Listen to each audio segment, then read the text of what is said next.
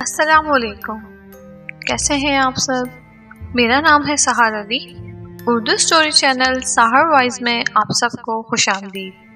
ہماری ویڈیوز آپ کو اچھی لگیں تو ویڈیوز کو لائک کر کے چینل کو سبسکرائب کر دیں اور نئی آنے والی ویڈیوز کے اپڈیٹ کے لیے بیل آئیکن کو بھی پریس کر دیں۔ انوکھا عشق، کیا یہ حقیقت ہے کہ اندیکھی مخلوق بھی دل کے ہاتھوں مجبور ہو جاتی ہے؟ اس حقیقت کو جاننے کے لیے کہانی کو مکمل سنیے گا اور اپنی رائے کا اظہار بھی کامنٹ باکس میں ضرور کیجیے گا۔ ہمیں آپ کی رائے کا انتظار رہے گا، اور آپ بھی اپنے ساتھ ہونے والی کوئی کہانی یا واقعہ ہم سے شیئر کرنا چاہیں تو ڈسکرپشن میں دیے گئے ای میل ایڈریس پر سینڈ کیجیے، اور آپ چاہیں گے تو آپ کا نام شیئر کیا جائے گا۔ تو چلیں کہانی کو شروع کرتے ہیں۔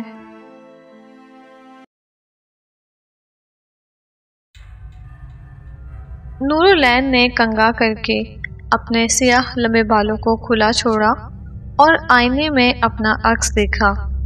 وہ حسب معمول بہت حسین لگ رہی تھی۔ اس نے آہستگی سے مڑ کر دیکھا۔ اماں کی آنکھ آج جل لگ گئی۔ ان کے خراٹے کمرے میں گونج رہے تھے۔ اماں کے جلد سو جانے کا مطلب اس کی آزادی ہوتا۔ اس نے آج پھر سجنے سنورنے کا ارادہ کیا۔ وہ برانڈڈ کپڑوں، زیورات اور میک اپ کی دلدارہ تھی۔ اس کا تعلق ایک متوسط گھرانے سے تھا۔ اس کی اماں جوانی میں بیوہ ہو گئی تھی۔ انہوں نے اس کی خاطر دوسری شادی تک نہیں کی، بلکہ لوگوں کے کپڑے سی کر اس کا اور اپنا پیٹ پالتی رہیں۔ جب سے وہ جوان ہوئی تھی، اس کی فرمائشیں پوری کرتے کرتے اماں ہانپنے لگ گئی۔ اس کی آنکھوں میں ایسے زر و تاب خواب سجے تھے کہ اماں ان سے اکثر خوفزدہ ہو جاتی۔ اس کے نزدیک امیر ہونا زندگی کی سب سے بڑی نعمت تھی۔ وہ اٹھتے بیٹھتے اپنے نصیبوں کو کوستی رہتی کہ اللہ تعالیٰ نے اسے ایک غریب گھر میں پیدا کیا۔ اماں اکثر اس کی ناشکر گزاری کی عادت سے پریشان ہو کر اسے برا بھلا سنا دیتی، مگر وہ بھی ڈھیر تھی۔ اسے دونوں کانوں کا مؤثر استعمال خوب آتا تھا۔ آج بھی اماں کو سوتے دیکھ کر اس نے پلان بنا لیا کہ آج اسے ایشوریا رائے کی طرح تیار ہونا تھا۔ اماں کی نیند اس وقت اسے نعمت محسوس ہو رہی تھی، کیونکہ اماں کے جاگتے ہوئے اس کا سجنا سنورنا ناممکن تھا۔ انہیں کنواری لڑکیوں کا بال کھولنا، سجنا سنورنا، ادائیں دکھانا سب سخت ناپسند تھا۔ اس نے اماں کی الماری سے ان کا سرخ شادی کا مکیش سے بھرا جوڑا نکالا اور پہن لیا۔ پھر اس نے چپکے سے جیولری باکس میں سے اماں کی جوانی کی پائلیں نکالی اور اپنے گورے گورے پیروں میں باندھ لی۔ اس نے چوڑیوں کے اسٹینڈ سے سرخ اور سبز چوڑیاں نکالی اور انہیں کلائی بھر پہن لیا۔ اس نے پھر ڈرتے ڈرتے لپسٹک بھی نکالی اور ہونٹوں پر سجا لی۔ آخر میں اماں کا عطر بھی ڈھیر سارا خود پر چھڑک لیا۔ اپنا بجلیاں گراتا عکس دیکھ کر وہ خود ہی دل میں اترانے لگی۔ اس نے ہولے سے آئینے کو مخاطب کرتے ہوئے کہا، بول رے بول آئینے، کیا مجھ سے حسین نازنین کبھی دیکھی ہے تو نے؟ آئینے کی خاموشی پر وہ خود ہی کھلکھلا کر ہنس پڑی۔ اس نے اپنی طرف سے ایشوریا رائے کی طرح کا پوز بنایا اور ہاتھ سے ایک ادا سے آئینے کی جانب اشارہ کیا اور ہولے سے بولی، دھت بدھو، ہو گیا نا دم بخود، میرا روپ ہی کچھ ایسا گرجا ہے۔ وہ ایک ادا سے لہراتی مٹکتی ہوئی باہر چلی آئی۔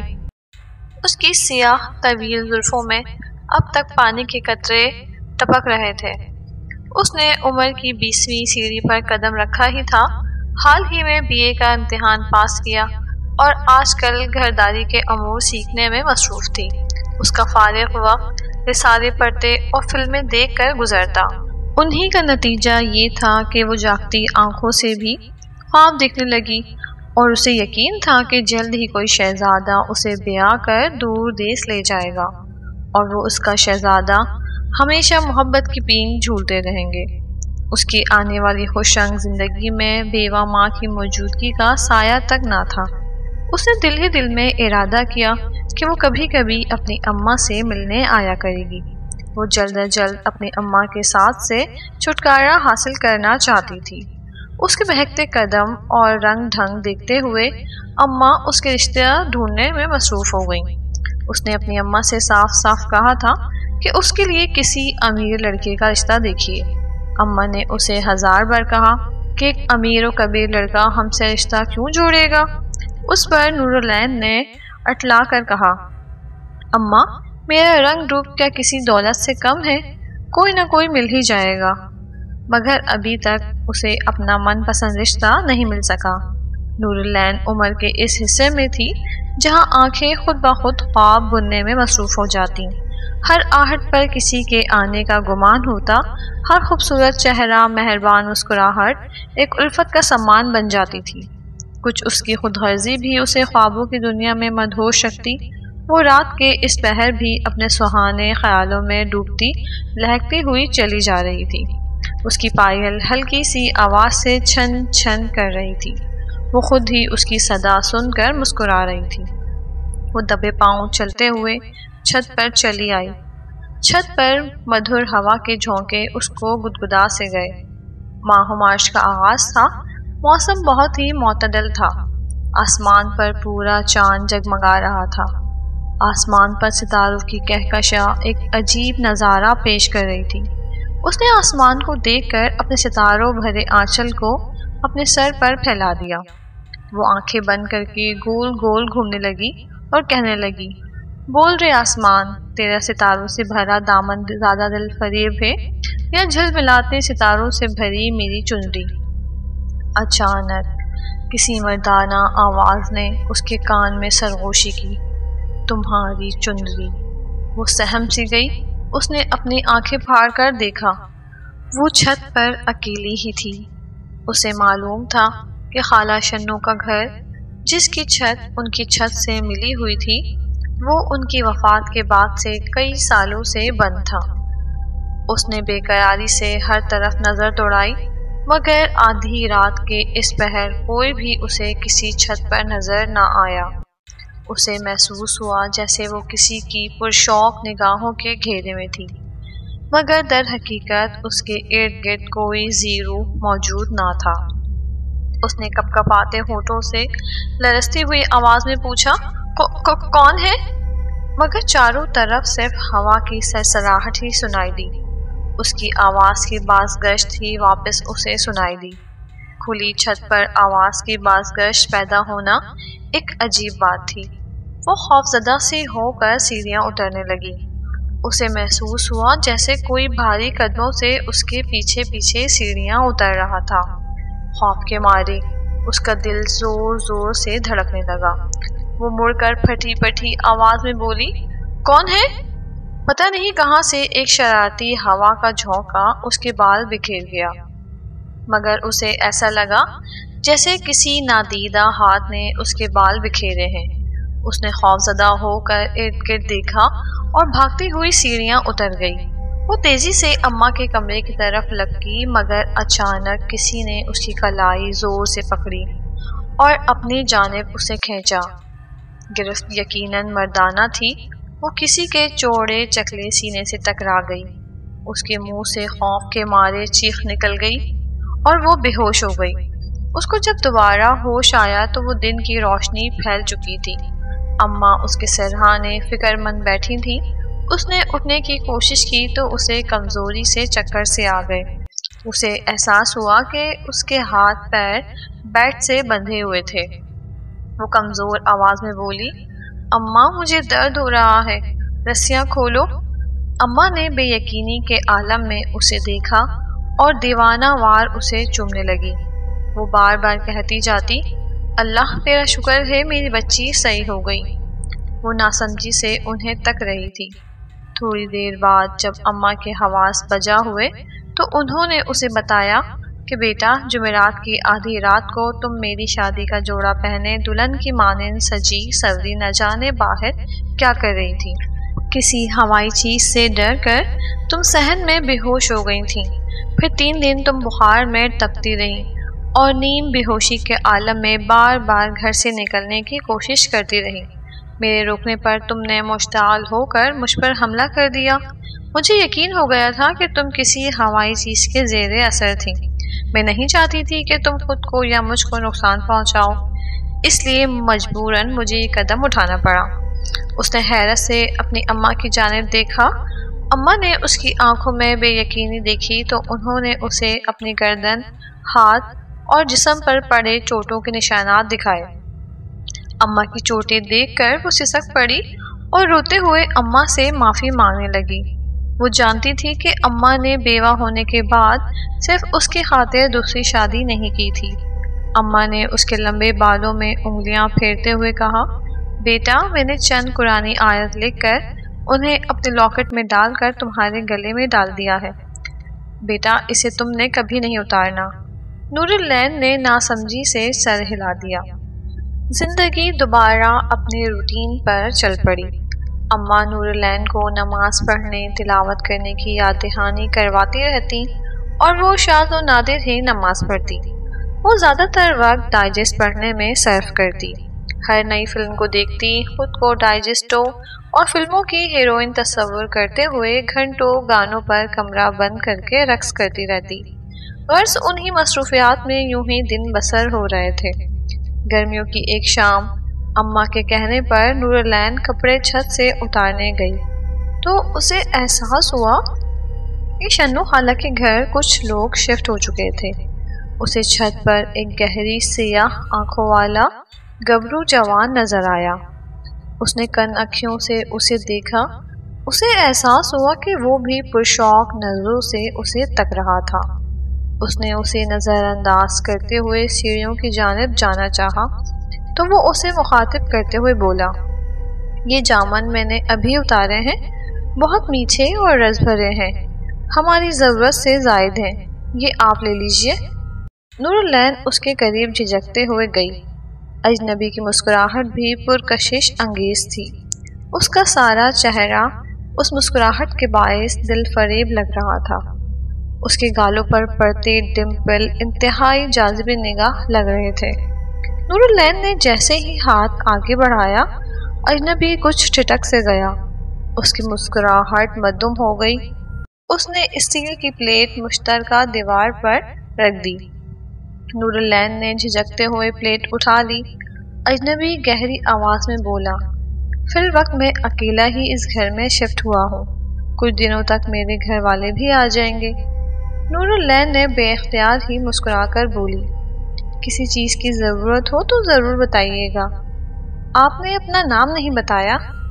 اجنبی کی نگاہیں اس کے گلے میں پہنے ہوئے خاندانی لاکٹ پر مرکوز تھی۔ یہ لاکٹ سونے کی ایک لمبی چین تھی جس کے اندر کتاب کی شکل کا پینڈنٹ لگا ہوا تھا۔ پینڈنٹ بہت ہی خوبصورت قیمتی جڑاؤ پتھراؤ کا کام اور نقاشی ہوئی ہوئی تھی۔ اس کا کلپ دبانے سے وہ کھل جاتا تھا۔ اماں نے اس کے اندر ہی قرآن پاک کی چند آیات، سورہ جن وغیرہ لکھ کر رکھ دی تھی۔ نور العین نے اس پر انگلی رکھتے ہوئے شرماتے ہوئے کہا، آپ کو لگتا ہے ہمارا لاکٹ بہت پسند آیا ہے، ہماری اماں کا خاندانی لاکٹ ہے، نسلوں سے یہ ہمارے گھرانے میں چلا آ رہا ہے۔ اجنبی نے سر ہلاتے ہوئے کہا، جی مجھے اندازہ ہو گیا تھا، میں جوہری ہوں اس لیے نوادرات کی پہچان بخوبی رکھتا ہوں۔ نور العین کا دل دھڑک اٹھا، یعنی اجنبی ایک اچھی حیثیت رکھتا تھا۔ اس کی دلی خواہش تھی کہ اسے وجیح اور امیر شخص کا ساتھ نصیب ہو۔ اجنبی بہت سنجیدگی سے بولا، میرا نام اساطر ہے، ہم نے ذاتی کوٹھی ڈیفینس میں خریدی ہے، قبضہ کچھ ماہ بعد ملنا ہے، اس لیے یہ گھر بھی بطور سرمایہ کاری خرید لیا۔ نور العین نے جامنوں سے بھری پلیٹ اٹھائی، کپڑے دوسرے ہاتھ میں تھامے اور مسکراتی ہوئی نیچے اتر آئی۔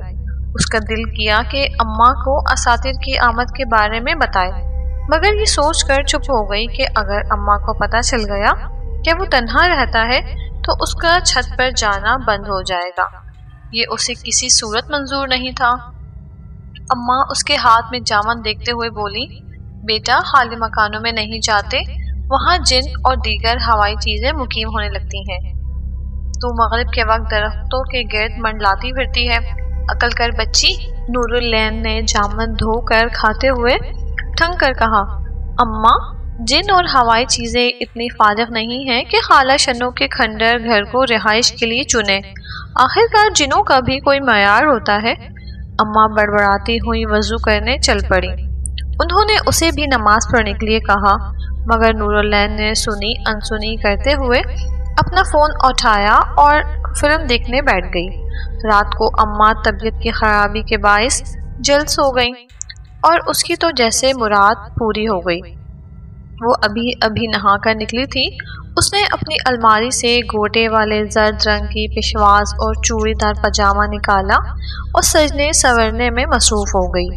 وہ کچھ ماہ پہلے پیش آئے واقعے کو بھیانک خواب سمجھ کر بھول چکی تھی۔ وہ تیار ہو کر پائل پہنے سج دھج کر سیڑھیاں چڑھتے ہوئے ہولے ہولے گنگنانے لگی، سجنا ہے مجھے سجنا کے لیے۔ چھت پر پہنچ کر اس نے آسمان کی طرف نظر دوڑائی۔ آسمان ستاروں سے بھرا ہوا تھا۔ چاند چاندنی کی تھالی کے مانند آسمان کی وسط میں تھا۔ سمندر سے آنے والی ہوا اس کی کھلی زلفوں سے اٹکھیلیاں کرنے میں مصروف تھی۔ وہ بھی آنکھ بند کیے گنگنانے میں مصروف تھی۔ اچانک اسے احساس ہوا کہ کوئی اسے پرشوق نگاہوں سے تک رہا تھا۔ اس نے ارد گرد دیکھا مگر اسے فوری طور پر کوئی نظر نہ آیا۔ اس نے سر جھٹکا اور چھت پر پڑے موتیے کے گملوں سے پھول اتارنے میں مصروف ہو گئی۔ اماں نے بے شمار پھولدار پودے گملوں میں لگا کر چھت پر رکھے ہوئے تھے۔ اس وقت ان کے باعث فضا مہک رہی تھی۔ رات کی رانی کی میٹھی خوشبو سب خوشبوؤں پر حاوی۔ وہ پھول اتارتے اتارتے خالہ شنو کی چھت کی دیوار کے قریب پہنچی۔ اچانک اسے اندھیرے میں دو چمکتی آنکھیں اپنے انتہائی نزدیک نظر آئیں۔ وہ انتہائی خوفزدہ ہو گئی، مگر پھر اسے احساس ہوا کہ درمیانی دیوار پر سیاہ کپڑوں میں ملبوس اساتر بیٹھا اسے پرشوق نگاہوں سے تک رہا تھا۔ عجیب بات یہ تھی کہ اس وقت اس کی آنکھیں سبز محسوس ہو رہی تھیں۔ اسے لگ رہا تھا جیسے دو دیے جل رہے ہوں۔ گھبراہٹ میں نوراللین کے دوپٹے میں جمع شدہ سارے موتی کے پھول گر گئے۔ کچھ پھول اساتر کے بالوں میں اٹک گئے۔ اساتر اسے مخمور نگاہوں سے دیکھ رہا تھا۔ نور کا دل تیزی سے دھڑکنے لگا۔ وہ بے اختیار ہی بولی، آپ ڈرا دیا آپ نے مجھے۔ اگر میرا ہارٹ فیل ہو جاتا تو؟ اساتر بھاری آواز میں بولا، الٹا چور کوتوال کو ڈانٹے۔ میں تو پہلے سے یہاں بیٹھا تھا، آپ بعد میں آئی ہیں۔ ویسے کس کے قتل کے ارادے ہیں؟ اس نے اس کے سجے سورے سراپے پر نظر ڈالتے ہوئے کہا۔ وہ ان کی چھت پر کود آیا تھا اور زمین پر گرے پھول سمیٹنے لگا۔ نور کو اچانک ڈر سا محسوس ہوا۔ وہ رات کے اس پہر ایک اجنبی نوجوان لڑکی کے سامنے سجی دھجی اکیلی موجود تھی، مگر اساتر اس کے خوف سے بے نیاز پھول اکٹھے کرنے میں مصروف تھا۔ پھر اس نے اچانک تمام پھول اس کے اوپر نچھاور کر دیے۔ زیادہ تر پھول اس کی دراز زلفوں میں اٹک گئے۔ نور بے اختیار ہی شرم سے چھوئی موئی بن گئی۔ اساتر ایک جاذب کے عالم میں اس کی طرف بڑھا، مگر نہ جانے کیوں تھم سا گیا۔ نور شرماتے ہوئے بولی، میں نیچے چلتی ہوں، کہیں اماں اٹھ نہ جائیں۔ اساتر نے ہلکے سے سر ہلایا اور اپنے گھر کی چھت کی طرف کود کر چلا آیا۔ نوراللین گنگناتی ہوئی سیڑھیوں سے نیچے اتر آئی۔ اسے یقین ہو گیا تھا کہ اساتر اس پر مر مٹا ہے۔ وہ اپنی آنکھوں میں خوبصورت خواب سجائے سو گئی۔ صبح جلدی اس کی آنکھ اماں کی آواز سے کھلی۔ دور مولوی صاحب نماز فجر کے لیے اذان دے رہے تھے، مگر گزشتہ رات کی لیٹ نائٹ ایڈونچر کے باعث اس سے اٹھا ہی نہیں گیا۔ وہ آ او کرتی کروٹ بدل کر سو گئی۔ دن چڑھے جب وہ سو کر اٹھی، اماں کا موڈ بہت خراب تھا، مگر اس نے اپنی روایتی پیار محبت سے انہیں منا لیا۔ اس کو دوپہر میں اماں کے کیلولے کے وقت میں جیسے ہی مہلت ملی، وہ سیڑھیاں پھلانگ کر بلا جھجک چھت پر آ پہنچی۔ اس نے بے قراری سے شنو خالہ کی چھت پر جھانکا، مگر اسے وہ دشمن جاں کہیں نظر نہیں آیا۔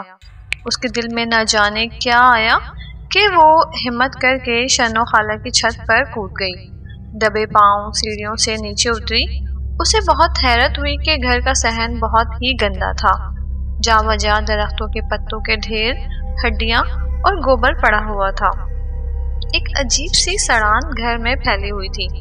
اسے یاد آیا کہ اماں اکثر کہتی تھی کہ جنوں کی خوراک ہڈیاں اور گوبر ہوتا ہے۔ اسے خود بخود ہی اپنی احمقانہ سوچ پر ہنسی آ گئی۔ منہ کھول کر ہنسنے کے باعث بدبو اس کی ناک میں بس گئی۔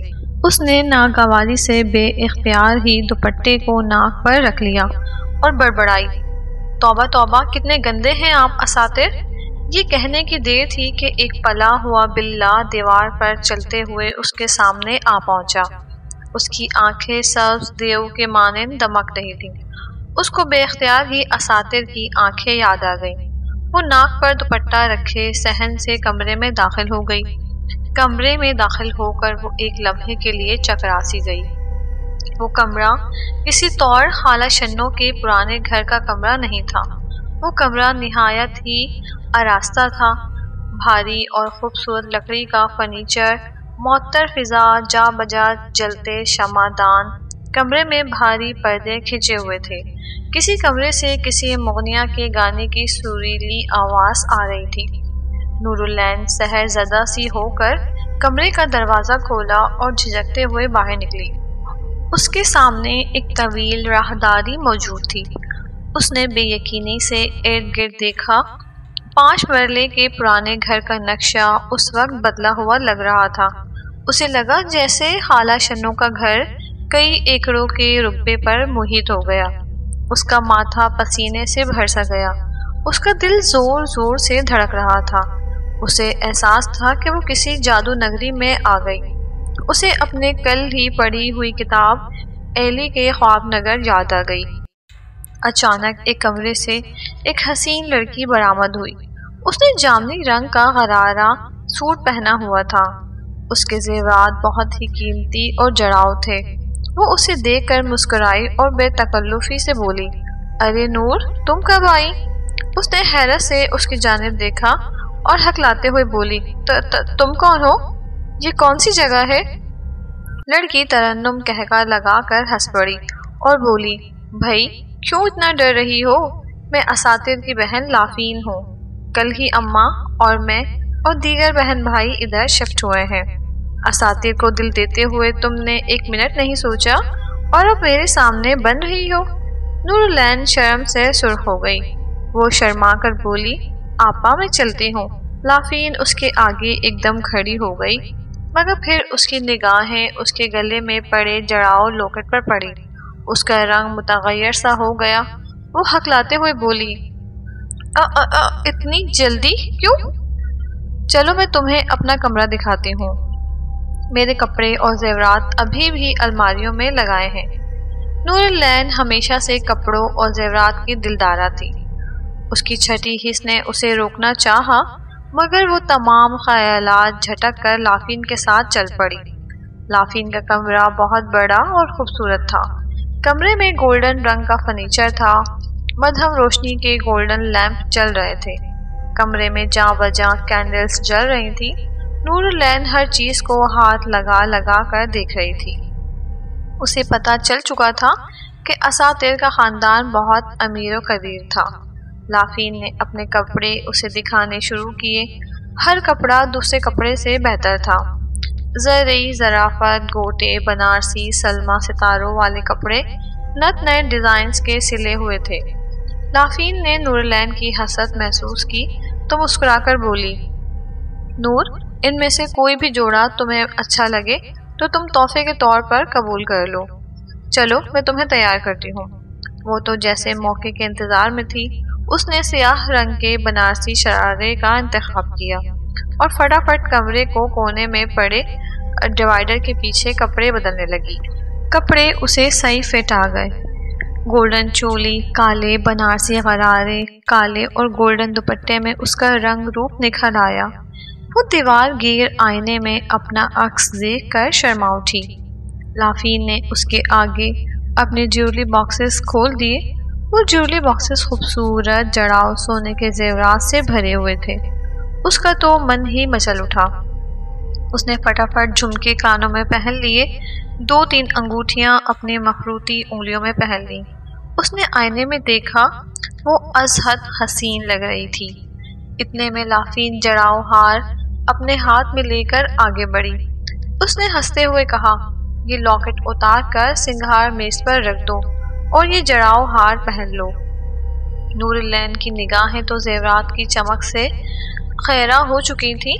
اس نے 1 منٹ نہیں لگایا اور لاکٹ گردن سے اتار کر سنگھار میز پر رکھ دیا اور فٹافٹ جڑاؤ ہار پہن لیا۔ لافین نے معنی خیز انداز میں مسکراتے ہوئے اس کے چہرے پر میک اپ شروع کر دیا۔ تھوڑی دیر بعد جب اس نے اپنی آنکھیں کھولی تو وہ اپنا عکس دیکھ کر مبہوت ہو گئی۔ وہ واقعی ایک دلہن لگ رہی تھی۔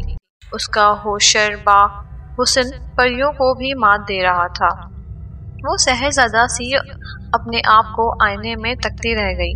کافی دیر بعد جب اسے ہوش آیا کہ وہ دیوانہ وار خود کو ہی تک رہی ہے تو وہ جھپ سی گئی۔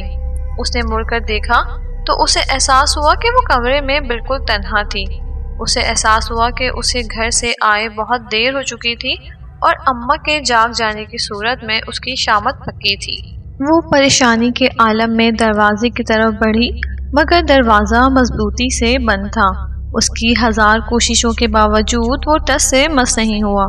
اس نے کمرے میں نظر دوڑائی، لافین کا دور دور تک کوئی نام و نشان نہ تھا۔ وہ گھبراتے ہوئے بولی، لافین، لافین، مذاق مت کرو، باہر آ جاؤ، مجھے جانا ہے۔ مگر اس کی آواز کمرے میں ہی گونج کر رہ گئی۔ یکدم کمرے میں اندھیرا چھا گیا۔ اسے احساس ہوا کہ کوئی اس کے بہت نزدیک کھڑا سانسیں لے رہا تھا۔ اس کے ارد گرد سلفر کی شدید بدبو پھیل گئی۔ خوف کے مارے اس کا دم گھٹنے لگا۔ وہ کانپتی ہوئی آواز میں بولی، کون ہے؟ اچانک کسی نے موم بتی جلائی۔ اس نے دیکھا اس کے بہت نزدیک اساتر کھڑا تھا۔ اس کی آنکھیں سبز دیو کے مانند دمک رہی تھیں۔ وہ کنفیوز سی ہو کر بولی، اساتر، آپ کب آئے؟ وہ آپ کی بہن لافن کہاں گئیں؟ اساتر کی آنکھوں میں کچھ عجب سا تاثر تھا جس نے اسے جھرجھری لینے پر مجبور کر دیا۔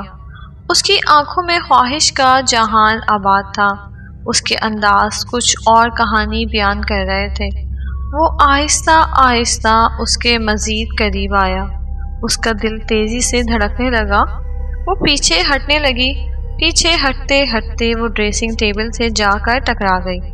اب مزید پیچھے ہٹنے کی گنجائش نہیں تھی۔ نور العین کی سانسیں اٹکنے لگی۔ اساتر کے تیور کچھ اچھے نہ تھے۔ اس نے اسے دبوچ کر اپنے گلے سے لگا لیا۔ نور العین کا دل اچھل کر حلق میں آ گیا۔ اساتر کے تیور اسے دہلا رہے تھے۔ اس کا انداز بہت جارحانہ سا تھا۔ وہ اس کو بھیجتے ہوئے بولا، کتنے مہینوں سے میں تمہاری چاہ میں تڑپ رہا تھا۔ تم چھت پر سج دھج کر خوشبو لگا کر مجھے ہی بلانے چاہتی تھی نا؟ نور العین کی سانسیں اٹکنے لگیں۔ اس نے اپنے آپ کو اس کی گرفت سے آزاد کرنے کی جدوجہد کرتے ہوئے کہا، کیا مطلب ہے؟ اساتر دیوانہ وار کہکا لگا کر ہنسنے لگا۔ مارچ کی وہ سہانی رات بھول گئی جب ستاروں بھری اوڑھنی اوڑھے تم چھت پر خود مستیاں کر رہی تھیں۔ میں تمہیں دیکھ کر محوت رہ گیا۔ اتنا حسن، اتنی بے باکی۔ میں نے اسی لمحے تمہیں اپنا بنانے کا فیصلہ کر لیا تھا۔ میں نے تو اسی رات تمہیں حاصل کر لینا تھا اگر تم میری گرفت میں آ کر بے ہوش نہ ہو گئی ہوتی۔ پھر تمہاری اماں نے موقع پر آ کر میرا پلان خراب کر دیا۔ تمہاری اماں نے فوراً آیت قرآنی پڑھنی شروع کر دی۔ مجھے مجبوراً وہاں سے بھاگنا پڑا۔ میں تمہیں وہاں بے آبرو نہیں کر سکتا تھا۔ میں نے کوشش کی کہ تمہیں گھر سے کسی طور باہر لے آؤں مگر تمہاری اماں نے تمہیں میری دسترس سے دور کر دیا، اور آج اتنے ماہ بعد مجھے موقع ملا تو تمہیں کیسے جانے دوں؟ اب تم اسی گھر میں ہمیشہ رہو گی میرے ساتھ۔ نور العین کی آنکھیں برس اٹھیں اور آنسو بھری آواز میں بولی، تم کون ہو؟ تم مجھے ڈرا رہے ہو نا؟ اس سے مذاق کر رہے ہو نا؟ مجھے جانے دو پلیز۔ اساتر نے جواباً ایک زوردار کہکا لگایا اور اچانک بلی کی شکل میں تبدیل ہو گیا۔ نور العین کی آنکھیں دہشت سے پھٹ گئیں اس کا سانس اس کے سینے میں اٹکنے لگا۔ اس نے آنکھیں بند کی اور سانس ہموار کرنے کی کوشش کی۔ اس نے آنکھیں کھولی تو اساتر مسکراتا ہوا اس کے سامنے موجود تھا۔ وہ ٹھہرے ٹھہرے لہجے میں بولا، تم نے پوچھا تھا نا میں کون ہوں؟ میں ایک جن ہوں۔ اب تم میری قید میں ہو۔ میں تم پر فدا ہو گیا ہوں، اس لیے اب تمہارا پیچھا میں چھوڑنے والا نہیں ہوں۔ نور العین کو زندگی میں پہلی بار اس بات کا احساس ہوا کہ اماں اسے کتنی عقل کی باتیں سمجھاتی تھیں، مگر وہ ان کا ہمیشہ مذاق اڑاتی۔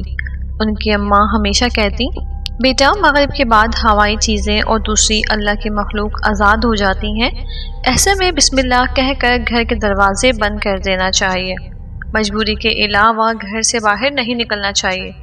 مگر وہ ہمیشہ ان کی باتوں کو سنی انسنی کر دیتی۔ اساتر اس کی طرف پیش قدمی کرتے ہوئے بولا، تم مذہبی تو ہرگز نہیں ہو، صرف مسلمان گھرانے میں پیدا ہونا تو کوئی کمال نہیں ہے۔ تم پیدائشی مسلمان ہو، مگر تمہیں اپنے مذہب کی سمجھ بوجھ ہی نہیں۔ نماز قرآن سے تم دور بھاگتی ہو، فلموں کی شوقین تم ہو، رقص کرنے میں تمہیں مہارت حاصل ہے، تمہارا جھکاؤ تو ہندوؤں کی ثقافت کی جانب ہے۔ تمہارے کمرے سے تلاوت کی آواز آتی تو آج یہ دن دیکھنا نہ پڑتا۔ میں نے تو تمہیں جب بھی سنا تمہارے کمرے سے بھجن کی ہی آوازیں آتی سنی۔ یاد ہے نا، ہر ہندی فلم کا آغاز بھجن سے ہی ہوتا ہے۔ نور العین کی آنکھیں پھاڑ پھاڑ کر اسے تک رہی تھی۔ اس کی سب باتیں درست تھیں۔ اسے دل ہی دل میں شرمندگی ہونے لگی، کیونکہ وہ نام کی ہی مسلمان تھی۔ اس کی حالت سے اساتر نے محظوظ ہوتے ہوئے کہکا لگایا اور بولا، میں تو خود بت پرست ہوں، تو میں نے اسی جانب متوجہ ہونا تھا نا جہاں سے مجھے مسلسل بلاوا آ رہا تھا۔ مجھے اتنا عرصہ روکے رکھنے والی ایک واحد چیز، وہ لاکٹ جو تمہارے گلے میں ہوتا، مجھے جیسے شیطان جن کو وہی روک لیتا تھا، آج اس جڑاؤ قیمتی ہار کی بدولت وہ بھی اتر گیا۔ وہ یہ کہتے ہوئے شیطانی انداز میں مسکراتا ہوا اس کے قریب آیا۔ اس وقت اس کے چہرے کے نقوش بگڑنے لگے۔ نور العین نے خوف کے مارے آنکھیں میچتے ہوئے دیوانہ وار ڈریسنگ ٹیبل پر ہاتھ مارا۔ اس کے ہاتھ میں اس کا اتارا ہوا لاکٹ آ گیا۔ اس نے وہ لاکٹ پھرتی سے اپنے گلے میں ڈال لیا، پھر اس نے 3 بار تعوذ پڑھا۔ اس نے ڈرتے ڈرتے آنکھ کھولی، اساتر چاہتے ہوئے بھی اسے پکڑ نہیں پا رہا تھا۔ نور العین نے اپنا لاکٹ اس کے ہاتھ سے مس کر دیا۔ لاکٹ سے مس ہوتے ہی اس کا جسم کو آگ لگ گئی۔ وہ تکلیف سے چیخا۔ نور العین نے موقع غنیمت جانا اور بھاگتے ہوئے کمرے سے باہر نکل گئی۔ سامنے سے اچانک لافین بھاگتی ہوئی آئی اور اسے پکڑنے کی کوشش کرنے لگی۔ نور العین نے اس کے ہاتھ پر بھی لاکٹ مس کر دیا۔ وہ بھی چیختی ہوئی گر گئی اور شعلوں میں گھر گئی۔ دیکھتے ہی دیکھتے پورے گھر نے آگ پکڑ لی۔ نور العین شعلوں سے لڑتی باہر آئی اور بھاگتے ہوئے چھت پر جا پہنچی۔ اس نے اپنی چھت پر چھلانگ لگا لی اور بھاگتے ہوئے سیڑھیاں طے کر کے نیچے پہنچ گئی۔ اس کی ٹانگیں بری طرح کپ کپا رہی تھی۔ اس نے اپنے کپڑوں پر نظر ڈالی اور سن رہ گئی۔ اس نے وہی عام سا نیلے رنگ کا سوٹ پہنا ہوا تھا۔ اس کا مطلب ہے کہ جو بھی ہوا تھا وہ فقط نظر بندی کا کمال تھا۔ اس نے فوراً وضو کیا اور سجدہ شکر بجا لائی۔ اسے اس بات کا اندازہ ہو گیا تھا کہ دنیا کی سب سے بڑی دولت صرف ایمان کی دولت تھی۔ اسے یہ بھی پتہ چل چکا تھا کہ اندھی خواہش اور بے جا نمود و نمائش ہمیشہ انسان کو ذلت و رسوائی کے گھڑے میں ہی دھکیلنے کا باعث بنتی ہے۔ اس نے ڈرتے ڈرتے خالہ شنو کے گھر جھانکا۔ گھر میں آگ لگنے کے کوئی آثار دور دور تک موجود نہیں تھے۔ صحن میں ہڈیاں، گوبر کے ڈھیر بھی نظر نہیں آ رہے تھے۔ اس نے بے یقینی سے اپنی آنکھیں کھولی۔ وہ دبے پاؤں چلتی کمرے میں گئی اور اماں کے ساتھ لیٹ گئی۔ اس نے سوچا، پتہ نہیں آج کا بیتا واقعہ سچا تھا یا میرے تخیل کا کمال تھا، مگر مجھے اساتر کا طعنہ تا عمر یاد رہے گا۔ میں اب انشاءاللہ باعمل مسلمان بنوں گی، کیونکہ یہی میری حقیقی پہچان ہے۔ اس نے اماں کے ہاتھوں کو دھیرے سے چوما اور دھیرے سے آنکھیں بند کر لیں۔